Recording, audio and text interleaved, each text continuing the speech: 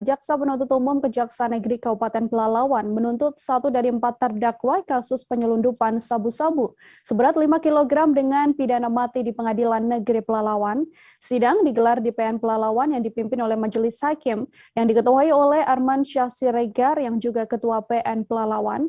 Sementara itu ada 4 terdakwa yakni Apriyadi sebagai pengendali narkoba, kemudian Ardian Desrikaya, Syawal, dan juga Zamhur yang mengikuti persidangan secara virtual dari Rutan Kota Pekanbaru. Untuk mengetahui bagaimana informasi selengkapnya, sudah ada Johannes Tanjung, wartawan Tribun Pekanbaru yang akan memberikan informasinya pada Anda. Halo Johannes. Halo rekan Nila. Baik Johannes, silahkan dengan informasi Anda, seperti apa berdasarkan pantauan Anda jalannya sidang tuntutan kali ini?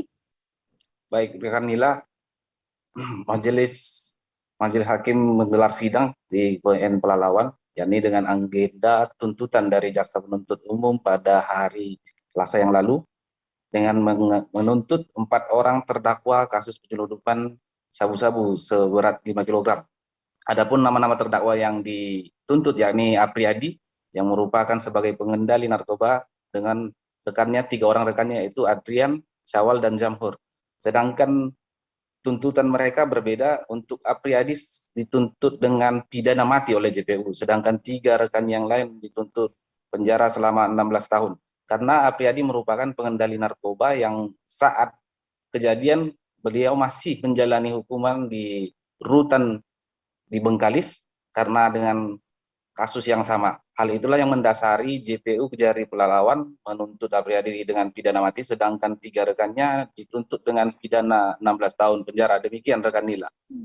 Lalu untuk respon atau reaksi dari tersangka dan kuasa hukum atas tuntutan yang dilayangkan oleh JPU ini seperti apa, Johannes? Baik rekan Nila, kuasa hukum dari para terdakwa akan menyampaikan pledoi atau pembelaan pada persidangan minggu depan. Keempat terdakwa juga menunjukkan ekspresi yang tampaknya sedih meskipun terlihat hanya dari layar kaca dalam sidang virtual. Demikian rekan Nila. Mungkin bisa sedikit kembali dijelaskan, Johannes, untuk awal kasus narkoba ini, kapan pengungkapannya dan bagaimana penangkapan dari tersangka ini? Baik rekan Nila, perkara narkoba ini terjadi pada tanggal 16 April yang lalu.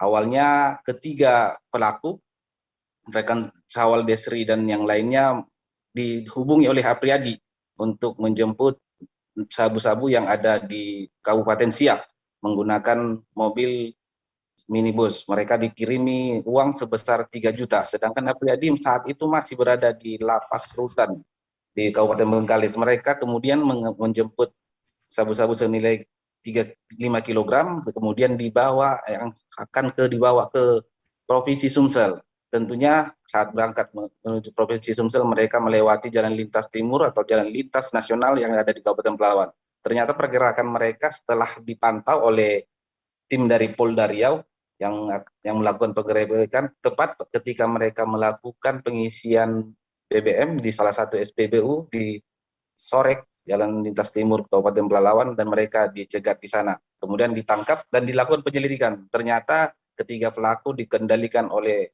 terdakwa Apriyadi yang saat itu menjalani hukuman di rutan Bengkalis. Sedangkan Apriyadi juga sudah divonis dengan pidana mati juga pada kasus sebelumnya yang saat ini masih dalam proses pengajuan hukum selanjutnya. Demikian rekan Nila.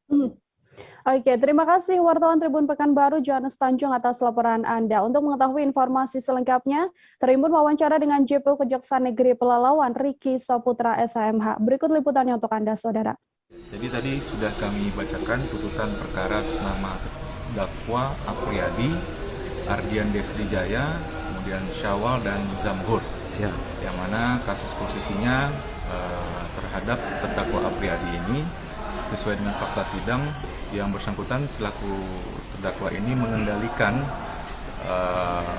peredaran narkotika dari dalam rutan ataupun lapas Bengkalis.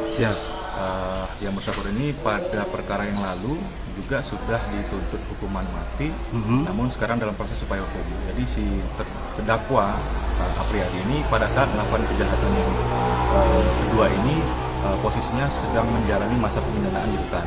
Betul. Jadi salah satu hal yang memberatkannya itu, sehingga terhadap terdakwa itu kami tuntut untuk pidana mati. Iya.